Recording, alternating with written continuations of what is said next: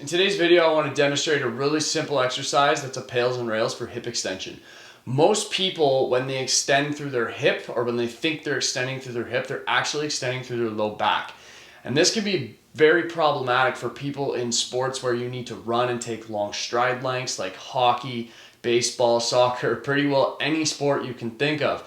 It's also important for people that just like to jog or like to walk. And we need a good amount of hip extension so we can use our glutes the way they were designed and really take a lot of pressure off for low back. So let's get into it. First thing we do here is I'm all about cheap setups. So I've got 2 broom handles that I just twisted the brooms off of, and this is to help create irradiation through the rest of the body. This isn't a balancing act, so we shouldn't be fighting for stability. We want to be very supported.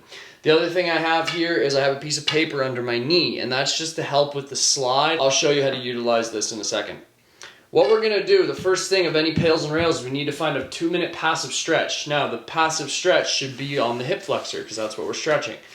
We're not going to have a hip flexor stretch if we're arched through the back. Okay, a lot of people think they can go really far forward, but they're not extending through their hip. They're just arching through their spine. So what we want to do is we want to practice this pelvic tilt. And you'll feel when you tuck the pelvis under or rotate it posteriorly, you'll feel that the stretch response increases here just due to where the muscles insert. So that's where we're going to hang out. Now the second thing you're going to do is you're going to squeeze your bum. We tuck the pelvis under, squeeze our bum, and with our breath, we focus on getting those low abs on, and you will feel that, holy crap, I feel a lot more of a stretch here. When you find that stretch, it may not be very far forward, that's okay. You're just holding that for 2 minutes, and you're sinking into your breathing. So you're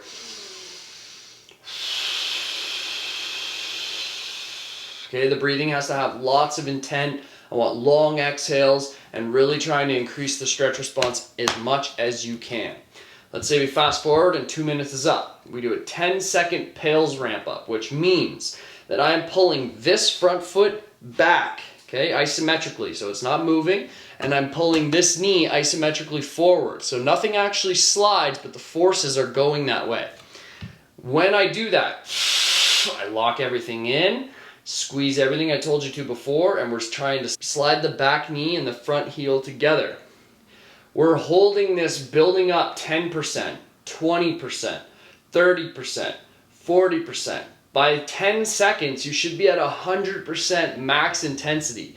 And that means feeling 100% intensity in the legs, 100% pushing through the dowels. As much irradiation or tension as you can create in the body is what I want you to do.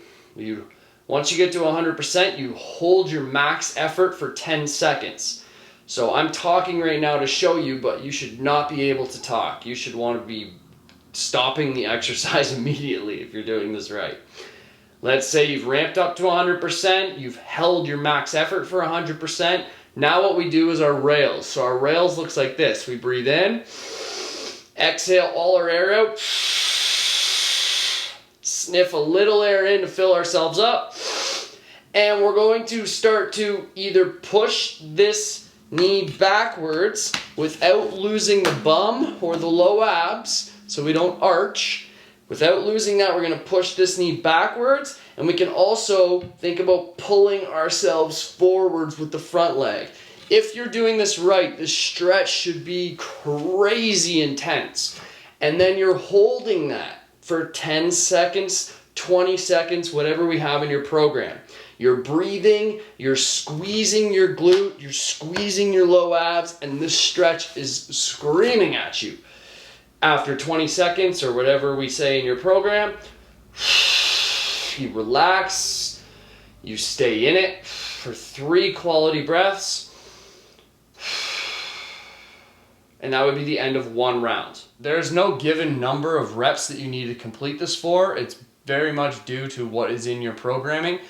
3 reps for somebody might be way too much, whereas 1 rep for someone might be just enough. So refer to your programming for how many rounds you're going to do, but just know that is how you go through 1 round of PAILs and rails for hip extension. Hope you enjoyed the video. We will see you next time.